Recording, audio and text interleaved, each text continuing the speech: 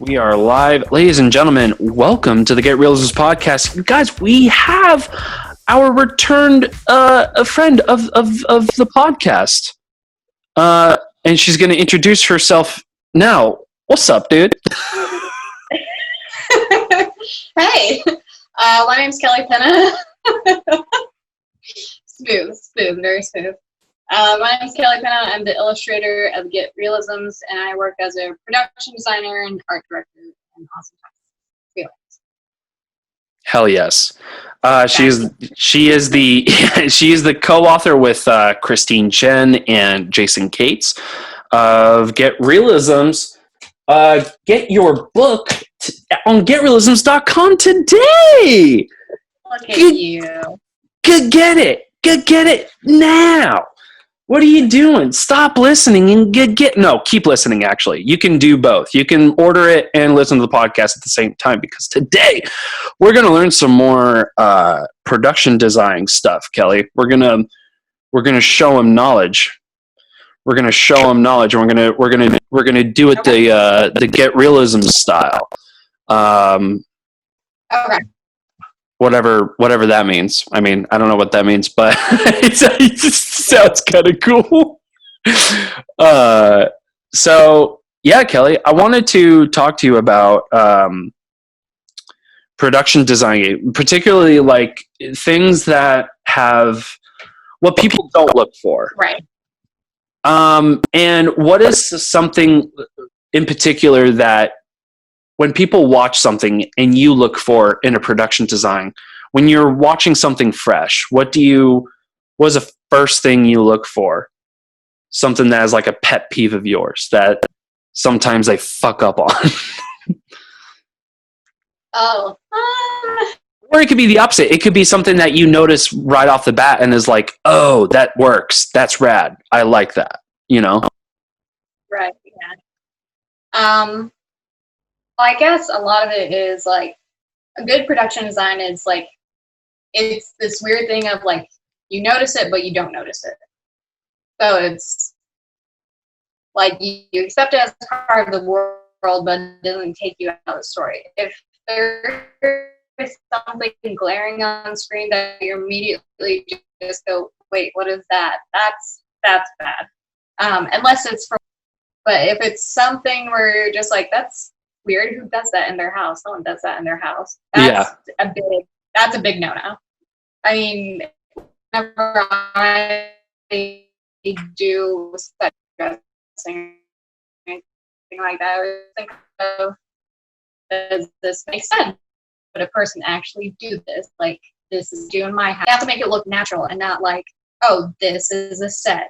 This is where they put the couch. People need to just take it as the background of the story and not think about it. That makes sense.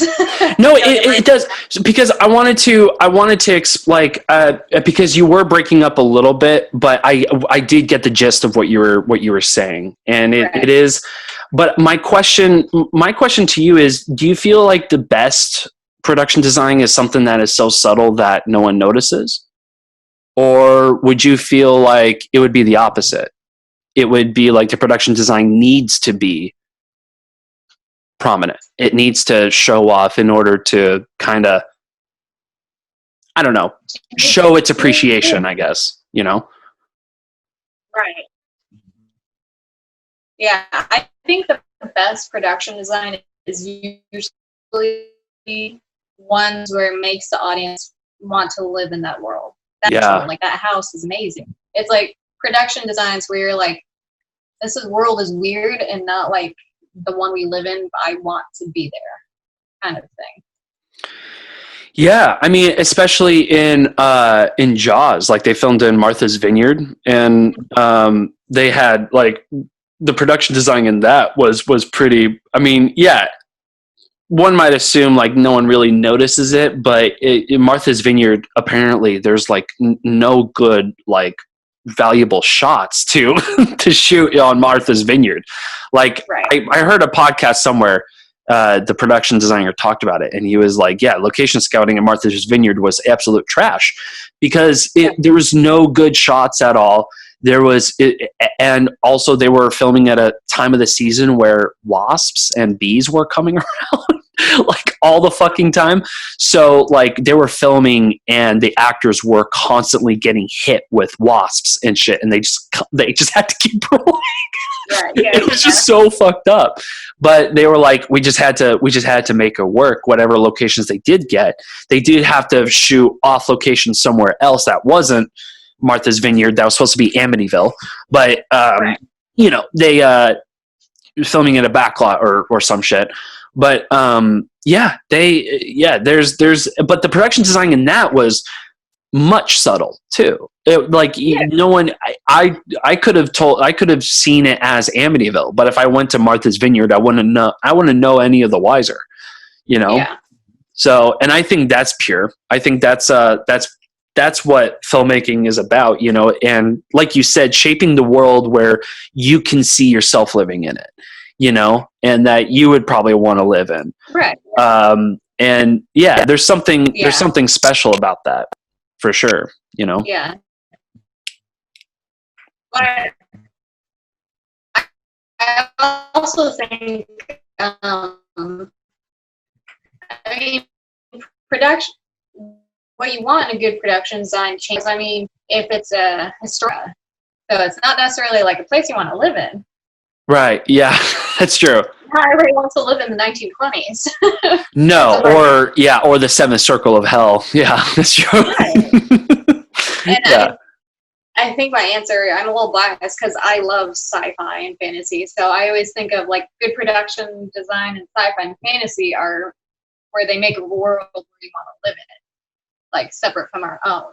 So, you know, then there's, you know, period pieces where you're trying to recreate the era and get everything accurate and like make it, because I think a big issue with period pieces is like it becomes very nostalgic and they can make other people idolize a certain era and time while glossing over all the bad parts. Does that make sense? That does make sense. I want to show the realism of that time. That maybe not necessarily make it seem so beautiful and happy, and you know, because the 20s wasn't happy. It was fucking depressing. Like it was a bummer. Yeah. It was definitely that's really true. That's very true. And I definitely seen like even war movies that was like taking place in the 40s that were shot so fucking vivid, so beautiful and gorgeous and shit. And it's just like, actually, it was a pretty depressing time. And even shows like Mad Men, there's like people who like historians who were like talking about Mad Men who worked in New York in the advertising agencies, and they're like, Mad Men show like it makes it seem like everything was so bright. Nothing was bright in the 60s. It wasn't, and nothing was that popular. Like people were wearing like polka dots, and you know there was some like, you know, questionable wallpaper and shit, but it was pastel colors. It wasn't necessarily like bright neon pink like exterior of a house, you know. That's to most American citizens of New York tacky. So you know, that's not what was truly portrayed. But because I want to push the fact that this is a period piece and this is taking place in the 60s, right, they got to share this, I guess, familiar, nostalgic, like have that nostalgic feeling with it, you know, to a wider audience, like across the country and shit like that. You know, people like my mom, who was born in Oakland in the 60s, you know, like could say like, oh, I had a car like that, you know, even though people in New York won't drive cars like that or those kind of cars. Yeah. If that makes sense. I could be talking in circles, but I don't know. I get what you're saying. Okay. Yeah. Yeah, dude. I do truly feel like, because I like good production design. It's kind of like a hit or miss for me. Like a good production design is something that sometimes I just won't even notice. And I will watch it back again and be like, oh, that was really good production design. Or it will be something like watching like 2001 Space Odyssey. You know, like when the astronaut goes into the monolith and the entire spaceship and he was running in that circle, like that entire production design, holy fuck, Kelly. Like that was way ahead of its time and almost feels like ahead of our time today, you know, or just up to our time. You know, and how he films is very symmetrical. It's always like linear. He never films in like a weird position. It's always symmetrical within the frame. So him with production design was very fucking important. Just like a director, like someone else who does that type of filmmaking is Wes Anderson. You know? Yes. Yeah. Well, what was funny? Some made you giggle. Well, just the way you pause it, you're like, just like another person that films like that. And I thought you were just going to leave it there. I know. Wouldn't that be funny? It's just like, I don't know what to talk about, Kelly. You want to take over? I'm going to take a nap. I'm going to pass out. I am a little bit tired. I'm sorry, you guys. Yeah, I think a lot of it is like how strong the production design comes across is also like how important is production design to the director and the DP also.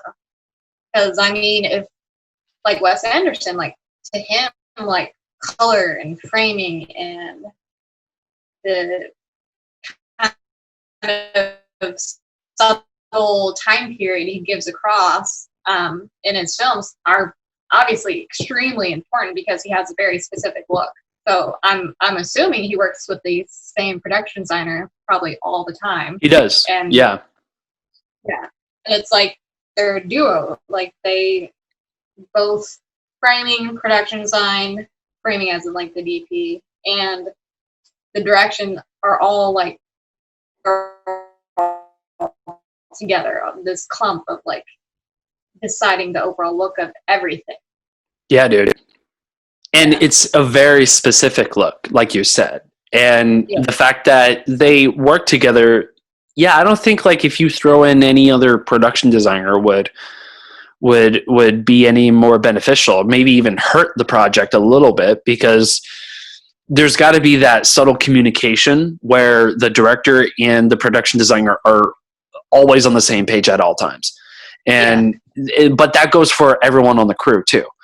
You know, and sometimes that's a hit or miss, you know, so everything kind of just like, it's kind of like everything all falls back to the director. It seems like, you know, if they can work well with each other. Sometimes like there's people on the crew that are not willing to work, you know, with the director, you know, it could be vice versa.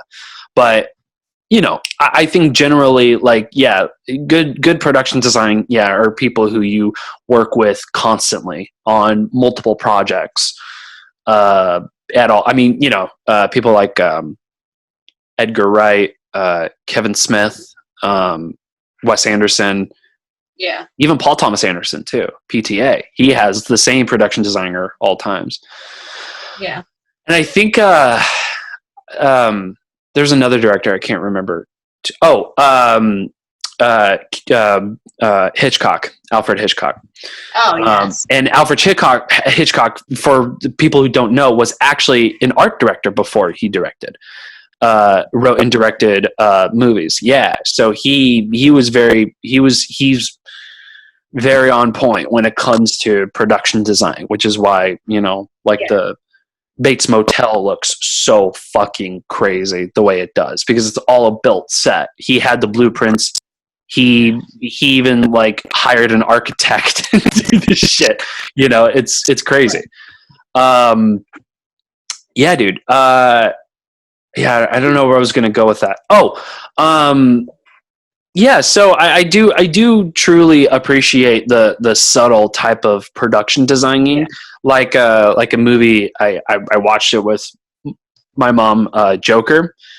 That's a good example of like a subtle production design that I like a little bit, where it definitely is reminiscent of the 80s, or I guess the like early 80s, late 70s. New York. Yeah. Yeah, like with a so-called garbage strike, and yeah, like I definitely do appreciate something like that, or like a movie like have you ever seen the movie A Most Violent Year? Is that with Viggo Mortensen?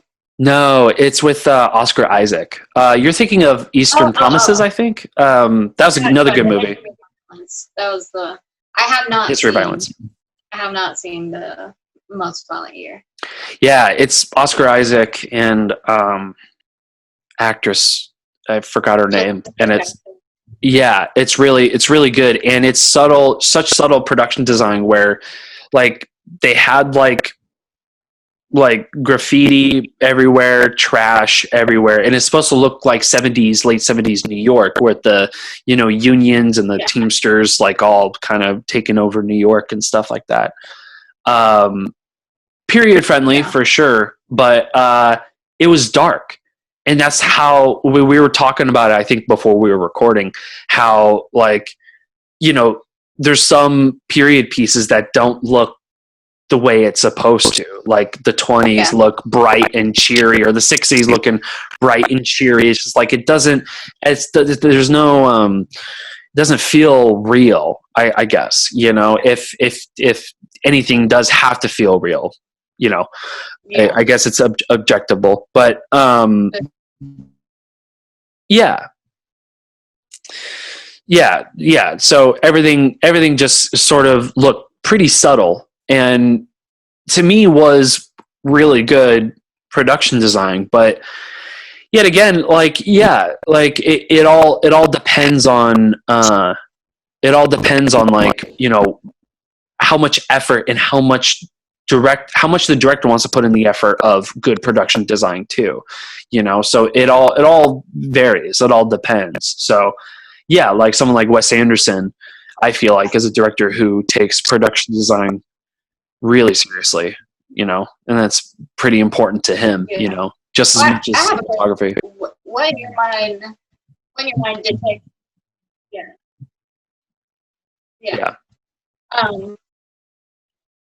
me ask you a question. When your mind dictates a subtle production design, because you said Joker, and to me it's not subtle because it's a period piece.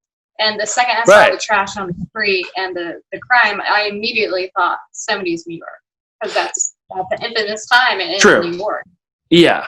So what's a subtle production design? I guess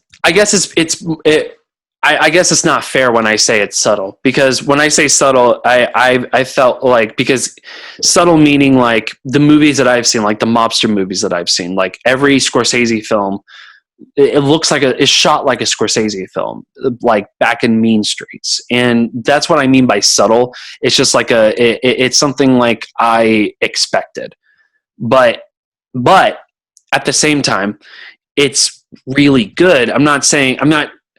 Yeah, it does feel like I'm disregarding it, and I'm not. I do truly think it's wonderful production design. And when I say by subtle, I feel more or less like, like it feels like a Martin Scorsese film, but it's just so good. Just the fit of how the period was, and how the story of Joker and how he fit into his environment. It almost felt like he fit like a glove, in a way. Where there's certain production design where the characters are supposed to stand out from their environment. That's the whole point. Joker does in the third act, of course. But if you look in the first and the second act, the costumes he wore were neutral. He blended in with the crowd a lot, and he just looked depressed, just like every other person in New York or Gotham City in the late 70s. So yeah, I guess that's what I mean by subtle. So I guess it's not really a definition of subtle. I kind of contradicted myself. No worries. It's just like, that's the thing. It's like, I think, so that's the whole thing with production design, is that it's so subjective. Yeah. And even like your definition of subtle is different from my definition of subtle production design. Right. Because to me, a lot of movies that came from the 70s that were like, to me, Dead Zone, the movie The Dead Zone, that's a subtle production design because it's all about the characters. So everything you see in the houses and the clothes and everything, nothing stands out. Nothing is super colorful. It's a lot of blues, a lot of grays, a lot of black to carry across like the tone of this very kind of depressing character. Bleak, for sure. Yeah. So to me, and I love The Dead Zone. It's one of my favorite movies. To me, The Dead Zone is a subtle production design. I agree. And for anybody watching this, I'm talking about The Dead Zone with Christopher Walken, not the show that was on you. No. Yeah. No, I knew. Oh, right. Yeah. Oh man, who would want to watch the show? Like the show, I never even. I didn't even know about the show. I was thinking about the Christopher Walken. Joint.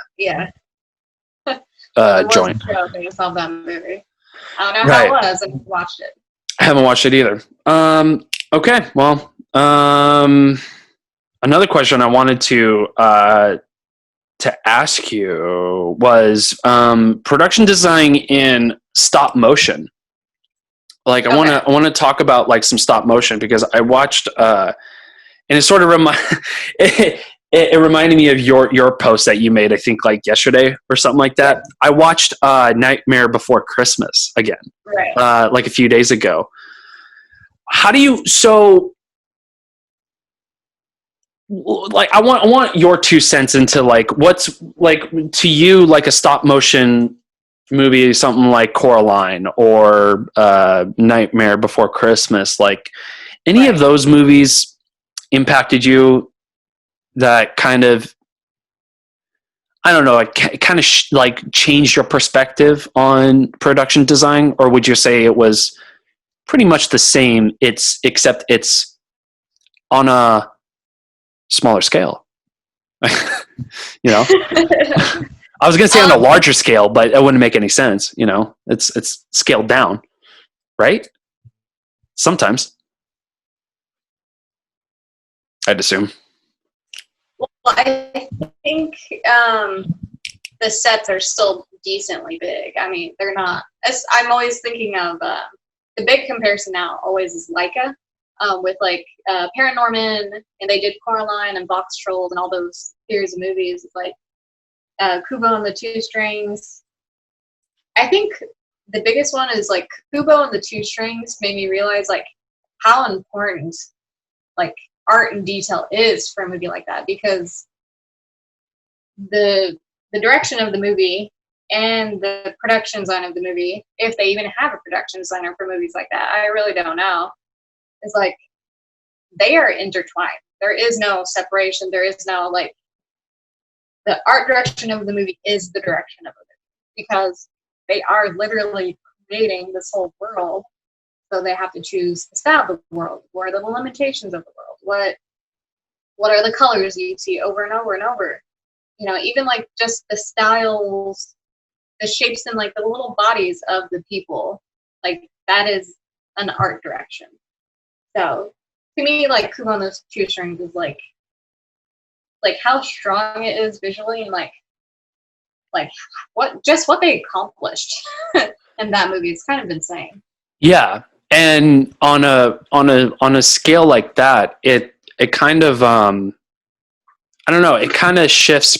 That's why I like animated films and stop motion in particular, because the fact that that's an entire world that I have yet to even grasp, you know, because stop motion still blows my mind to this day. I know like there's some people who are like, this is my everyday fucking job, dude. Like I nothing fucking blows my mind. But you know, watching something like, yeah, man, like Nightmare Before Christmas, like fuck it, I hate to say it, like it's a classic, dude. Like I love it. I love it so much. And yeah, Kubo and Two Strings is phenomenal. I love it. Coraline, spectacular. I watched Coraline again like last week. I Yeah, absolutely love that movie. my favorite. Yeah. And, yeah, I do believe that like the world of stop motion feels like, yeah, the art direction is that direction. Like that's kind of like if you're going to be directing a joint like that, like you have to have at least some art experience, I'd assume, right? Yeah, I think it Especially would making an help. animated movie, right? Like you Yeah. have to, like someone like Dave Filoni, like who created Avatar and Clone Wars and all that. Yes, and who works on The Mandalorian, and yeah. Yeah, absolutely. He had to have so much art experience, I'd assume. Yeah. Well, and the thing is too, I don't think it's like a requirement to get that job, but I think it can only help you if you do have art experience. Yeah. Because yeah, Dave Filoni started as a literal what's the word? Cartoonist. Yeah. Animator, illustrator. Yeah. Like he worked on a couple things. Yeah. And even like with Nightmare Before Christmas, I can't think of his name. What's his name? The director. Oh, Burton. Tim Burton. Yes. Yeah. Yes, sorry. No, it's okay. Yeah, you're good. You're good. Burton, same thing. He draws, he illustrates, he has his own art, which a lot of his characters in Nightmare are based off his drawings. So I mean, I don't think it's necessary, but again, it's like not gonna hurt. Yeah, well, I mean, yeah, and that's how the world of Batman was created. I mean, he had pictures, like he took right from Bob Kane. He took right from Bob Kane's, detective comics, and was like, how can we make this a reality? Yeah, and I think, I feel like. I mean, I don't know. I guess it's a good point. Like anybody can do it, but yeah, like to have the art experience it helps. It truly helps. But I feel like a lot of these animated films, like the amount of time and the amount of work is so different than working on a shoot, than on a production. I feel like you have to have a complete different temperament when you are working, like, let's say, like with stop motion. Stop motion, I feel like is a completely different, way different beast than if you were, a production designer or art director, like on a shoot with a production. Do you feel like there's a major difference in people's temperaments? Well, no, in terms of department, like in terms of like in between, like not department, in between the animated or the stop motion world and the production world, Oh, yeah. Yeah, I mean, I've done plenty of little mini stop motions myself, and it's always just me doing it in my office, and it takes so long, and then you just have this 15-second thing. Right. Meanwhile, you're on a production, you work with so many people, it's so fast paced. You're constantly like your head's on a swivel, trying to pay attention to everything. And at the end of it, you have this bigger thing that's less out of your control. Does that make sense? Like, I think the biggest thing is like with stop motion, you have complete control over everything. I mean, if it's your project. On a bigger production, you are part of a whole. So you kind of have to reel it in sometimes and like understand other people's visions and like understand the look everyone is going for, and not just you. Yeah. So that's the biggest thing, is just like stop motion, you have ultimate control over everything. With film production, you are one piece of the pie. So you have to have a lot more patience with stop motion. A lot more patience. A lot more patience, probably, and also a ton of fucking experience, I'd assume, because I bet being thrown into your first stop motion, like that seems okay. Actually, no, let me take that back. If you're making reels, that's different. Like if you're doing reels, you're creating the experience for yourself. So there's a training just in that. But yeah, I'd assume like those are long ass fucking days, and you're going frame by frame. You're just like moving pieces at a time. Oh, that just looks intimidating, but fucking cool at the same time. Yeah, I mean, that's the thing. Is like, yeah, you definitely have to have experience. But going back to the art thing, it's like some of those people working on those shoots, some of them are sculptors, some of them are probably seamstresses, like from sewing clothes, because they have to make tiny little clothes. Yeah. They have to sculpt the people. Some of them are probably just animators, so they are the ones that are on the set, literally just moving the arm a little bit at a time. Mm-hmm. And yeah, I mean, you also don't need experience to shoot your own stuff. It's like, if it's your own project, you want to do this, just do it. Don't worry about anybody else. That's probably the best advice in life. It's just the best. No, truly, like it's just the best of just, you got to do it yourself. Like, I mean, if you truly want it, like, I mean, yeah, you gotta find a way to do it yourself and put it out there. And, that's how we created a book. That's how you guys got Get Reelisms book. Yeah. Reelisms.com. Get your book now. Right now. We got a question on Instagram. Oh. We got questions. We got questions. Okay.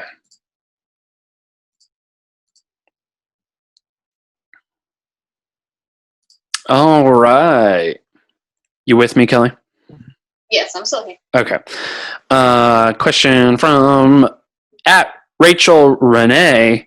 What director has the best production design in your opinion? Okay. I think you're saying which director, not which production designer, which director with the production designer, right? Is that what she's asking? I don't know. I hope so. I think what she's asking is like, which director and their like kind of collective movies usually have the best production design. Okay. Because like what we were talking about is like Wes Anderson has a very specific style. Right. So he has the same production designer. Gotcha. And the thing is, most people don't know the names of production designers. They just know the name of the director. So, right. Yeah, that makes sense. Yeah, I mean, what's your director? I mean, is it Wes Anderson?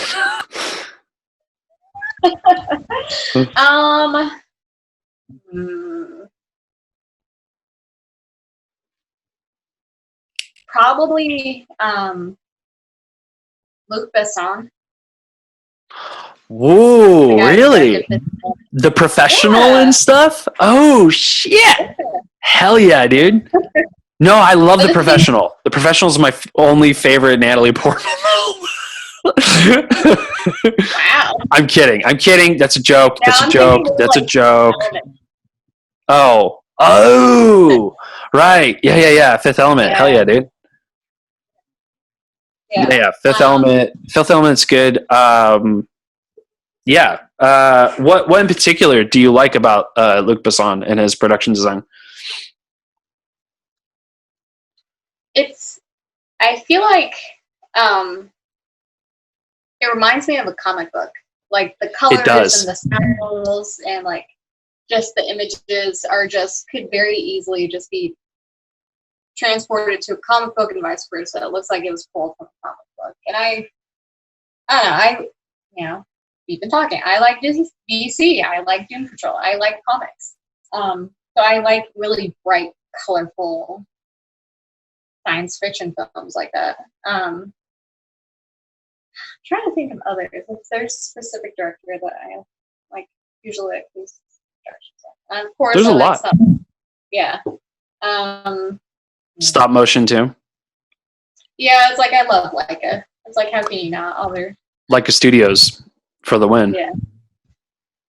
What about you? First one that came to mind was Akira Kurosawa. Akira Kurosawa has every frame is like a fucking gorgeous painting. It's bonkers. And I was watching Rashomon, and he filmed that movie with absolute no money whatsoever, and the production design was so, I don't know, it was like it fit so well with the tone of the film that I haven't seen in a black and white film. Right. Because the production design felt like pop art in a way. It felt like a comic book. It felt like reading a comic book, like just seeing an assassin like standing on top of a hill with a katana, just a silhouette of him and like leaves blowing in a cherry blossom tree in the foreground. Like, holy shit. And that's, some of that is just happy mistakes. Kurosawa even said like most of the frames that I have, every shot that I set up are almost happy mistakes, because sometimes he just won't have a plan and he'll just set something up and be like, yeah, that actually works. And yeah, I mean, it does work. And that to me is, and I don't know if Kurosawa does invest a lot into production design. I'm not sure, but I assume he does take it seriously.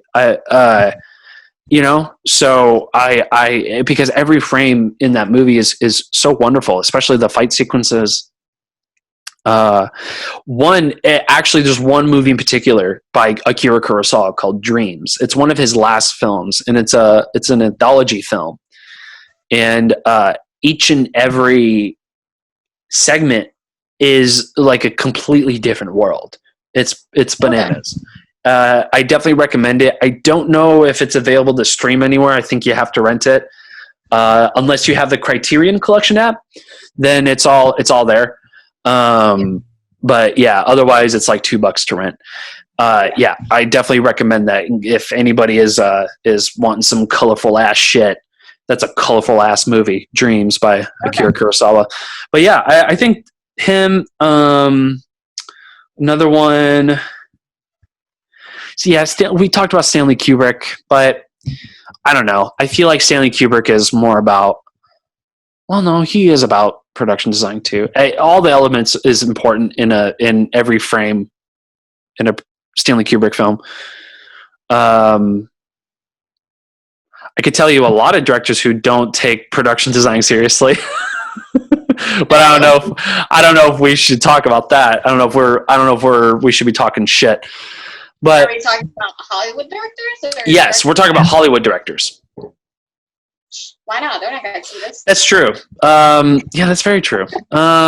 I just don't want to piss off anybody. But if anybody's pissed off at what my opinion or anyone's opinion about Michael Bay is the one fucking guy who truly doesn't take anything seriously. Like, truly, he doesn't take cinematography seriously. He doesn't take production design seriously. He doesn't even take his actors seriously. He just films asses. That's all he does. He just, and blue flickering lights in the foreground. It's just like, give me a break. Lens flare for you fucking cinematography people. But yeah, I don't know. It's just Michael Bay just like is one of those guys who just like pumps out just random shit that he calls cinema. That you and I both know doesn't constitute as cinema. You know what I mean? Like Michael Bay. Yeah, Michael Bay, definitely one of them. I want to say Bryan Singer as well, because Bryan Singer also, but he does take his script seriously. I do like him as a writer. Usual Suspects, phenomenal writing. However, production design was subpar at best, I want to say. I want to say it's just, I don't know. There's rooms for opportunity. You know, there's rooms, there's always room for opportunity. Was there a movie that you've seen that you were like,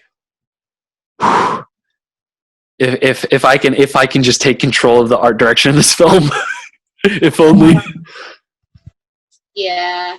There's one I watched recently on Netflix, and the story itself, it wasn't bad. I kind of like the concept. It was Code 8. Have you seen that on Netflix? No. So the whole premise is the fact that humans, some humans can have, superpowers. They have powers, Oh, but okay. it becomes outlawed. Like, you have to register. You can't use it unless you have a registration card. And the way they treat it in the film is like through the series of events of like, because it's like this has happened through history, and it's like in the US, it's like they're treating them in the film, they're treating the people who have superpowers like illegal immigrants coming to the US to work. But the thing is, with the production design, they were all just wearing like blue and gray t-shirts, and Yeah. Okay. clean, and it was like a very clean cut white boy with no blemishes, scars, nothing, and he's working construction sites to help his mom out, and it was just like, it was very flat, I guess would be the word. Even like the gangsters hideout, it was just super flat. There was nothing. Right. Because even though you want the world to be there and not stand out, you also kind of want it to be rich. Yes. Like color, detail. Like, you feel like even though you're just watching this movie, there's so much beyond. Well, these are people with superpowers, right? Like, I would assume like you want to shoot this like a goddamn comic book. Like, that's kind of a no-brainer, you know? The thing is, like, even like, it was just, I know they were trying to make it seem like it could happen here and now, which I understand, but it was still so flat. No one had scars. No one's t-shirt even had like worn, or like they looked like they were brand new t-shirts that they had just bought. Their jeans looked perfect. It was like a perfect kind of flannel he was wearing. It was just, and I'm talking a lot about wardrobe. Yeah, no, I know, but it's still, I feel like it's part of the art direction too, in a way, you know? It kind of all flows together, or supposed to, you know? Yeah, and like, it was nothing. It was just like nothing special, kind of. And no offense to that production designer. I don't know who that person was, and I don't know what the circumstances they were working with, or the budget. No, there's no ill will. It's just the creative decisions that go into it that we just have a couple questions about, you know? Yeah. So Production design still always ties in with the direction of the movie. So it's like, it's production design plus what the director was telling the production designer too. So there is an interesting argument. I guess we could talk about it. Actually, I do want to talk about it with you. I saw it on Reddit, and there's a guy who said he's a cinematographer, and he feels that he was like working in the industry. He's like from New York or something like that, and he said that he feels like being a cinematographer and working in the industry he worked with, he feels like it's a collaborative experience. So he should be entitled the name filmmaker. That's just, he can say, I'm a filmmaker. Like, you can say that. Like, if you're having a conversation with somebody, instead of saying like, oh, I'm a cinematographer, you can say I'm a filmmaker. Like, that's still none the wiser. But literally a flood of fucking comments are just like, no, I've been a director for years. I'm the filmmaker. Cinematographer's a cinematographer. And then, of course, the next comment, fucking grand slam. I wish I have it, but I saw it like 3 weeks ago, so who knows where it is on the ether. But there's this one comment where it, like, this guy, he was like, well, I'm a 25 plus year production designer, and I call myself a filmmaker for 20 plus years. So I'm still saying that, and I haven't been questioned since. And I don't give a shit who anyone else thinks. I'm better than they are. Even if you think you are a filmmaker, that's great. I want to work with you, but don't think that only directors and writers and directors can call themselves filmmakers. That's not how it works. If you're in the industry, you're a filmmaker, you know? Yeah, to me, filmmaker is an umbrella term. It's like, if you are on a film set helping make a film, you are a filmmaker. Mm-hmm. It's like, because then it's just saying, it's like just negating everybody's work on the set to say, it's like, no, you're not the filmmaker. I'm the filmmaker. Like, there's only one person there. Like, Right. No, it takes a lot of people to make a film, and all of them count. But all of them are filmmakers. And everybody's entitled to that, you know, to saying they're a filmmaker. You know, it's a collaborative experience, you know? So yes, I agree with that cinematographer. You should be able to call yourself a filmmaker. Like that's to me, that's fair, you know? It's like it's like saying I'm a construction worker.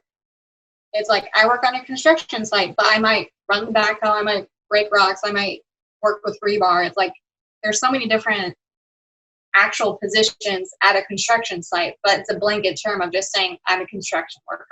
As a construction worker, yeah, exactly. It's not an insult. It's not belittling. It's just, and it's not like made for like a special person on the site. No, it's not. And also, like, that's kind of what filmmaking is all about. It doesn't feel really collaborative if you're telling somebody they're not a filmmaker and you're part of the same industry. Well, I think that dude just shot himself in the foot. He did, because like he probably got 1,000 dislikes with like a bunch of downvotes and shit like that, you know? So it's just like, yeah, I mean, it feels like the majority agrees that if you are in the industry and you put in that time, you put in that work, yeah, like, fuck it, you're a filmmaker. Like, I'm not, you know, now if I'm working with you, I'm going to reference you as a said production designer, cinematographer, or anything else. But yeah, once we're outside, yeah, we're all filmmakers. Hell yeah. Yeah. You know? Yeah. Yeah, someone needs to step down off their high horse. They need to step down off their high horse and go home. Fucking wash your hands. Yeah. 6 feet. Wash your hands. Go home. Yeah, you filthy animals. Okay, so let's go to another question we got on Instagram. One more question. Okay. Oops, and I exited the page. Whoopsie. Okay.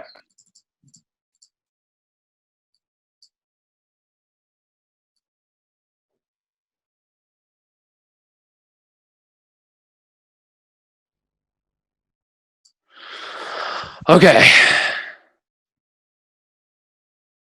A film present or the film present or the past, which would you I like this question. Which movie would you like to be on for art direction? Oh.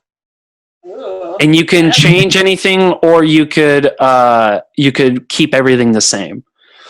That's a great question. That is a good question. Well, I mean, do you have an answer? I don't. Currently, just because of all the weird, crazy stuff they get to do on that set, is Doom Patrol. Yeah, I know. Dude, the crazy sets on Doom Patrol? Oh, man. And just like, yeah, we're doing this weird thing today. Okay, great. Yeah. We're going to film inside of a rat's tummy, and we're going to shoot at the Doom Manor the next scene. Yeah, it's just a crazy. Oh, and Danny Street too. Danny Street. Oh my God. That's one of the best episodes, by the way. Like when they introduced Danny Street and talked about what it's all about. It was like, oh my God, this is so good. So good. And if anybody who doesn't know what the fuck we're talking about, we're talking about Doom Patrol. So you guys hop on that shit. And I don't want to spoil Danny Street, because Danny Street is probably the best character in the entire show. Well, like, Doom Patrol is so strange and weird. It would take an hour to explain anything. Oh my god, yeah. Even explaining like anyone on the Doom Patrol, like it'll take too long to explain. It'll take too long. Like, well, where do I begin? Yeah, a movie or a show. I don't know. I feel like I want to say Mad Men because I just want to change some shit up. And also, I love that show so much. I fucking love that show. So if I can like take the reins of like art direction, boy howdy, I could fuck shit up. I promise you. I love 60s shit. I love exploring any and all that shit.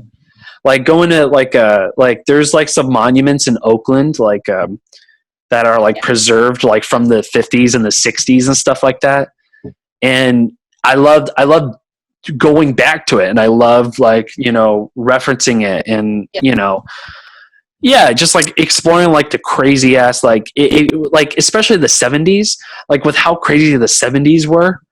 Holy shit. It was like fair game to everyone in the 70s. The 70s felt like a period of like questionable but yet like spiritual awakenings for so many people, yet still like one of the most controversial decades in the entire history. Yeah. And it's just so fascinating. But 60s is also just as fascinating. So yeah, I would definitely work on Mad Men. I would definitely work on Mad Men. Is there any other movie or show you can think of that maybe movie? You said Doom Patrol. How about a movie for you? And I'll say a movie. I honestly, something with a kind of creature element, like Gremlins would have been fun, or Krampus, or anything that kind of like that B movie, like monster, like movie. That would be fun, because usually like the ones from the 80s were specifically like campy, so it's like you can't take it too seriously. So it just seems like it would be a lot of fun. It's so fucking funny. You go to like, you know, movies like creature features or like, you know, something like in the horror film region, because I thought of immediately The Conjuring. I would love to do art direction on The Conjuring. Like that would have been so fucking fun to just like put like, you know, like the mannequins under like the bed sheets and shit like that, and dress all those rooms and stuff, especially the Man with No Face or something. Yeah, dude, that would have been so rad. That would have been cool. Yeah, a horror film I feel like with production design is particularly fun. Yeah, you know? Absolutely. You're like, I get to be creepy and weird on purpose and get paid. And that's your fucking job for 12 hours every fucking day. How dope is that? I get to fucking build sets that are supposed to be drowned in blood and shit like that. It's rad. It's fun. Yeah. So, that's it for questions. No question on Facebook other than Christine Chen commenting that she misses us and she's going to be on her call time's 3:30 today. So yeah, thank you for that information, Christine. Now we can use that against you in the court of law. So I'm kidding, but. We appreciate yous. Thank you guys for participating on the Facebook stream. We're clocking in at an hour and 5. Pretty good episode, if you don't mind me saying. Yeah, thank you, Kellie, for tagging along with me and the Get Reelisms audience. You know, of course, it's no problem. Thank you, Facebook. Thank you to Rachel, Kevin, for those questions on Instagram. We appreciate you. And yeah, tune in next week. It's going to be not the same time as this week. It's going to be still 2:00 on Fridays. We're still doing that. Hopefully, we'll get Christine back. Hopefully, she can call in and roast me for how terrible of a job I'm doing on the podcast. And we'll be ready to rock and roll. So thank you, Kellie, and goodbye, Facebook. Goodbye. Ew. Oh, so that's it. We're wrapped. Cool. I got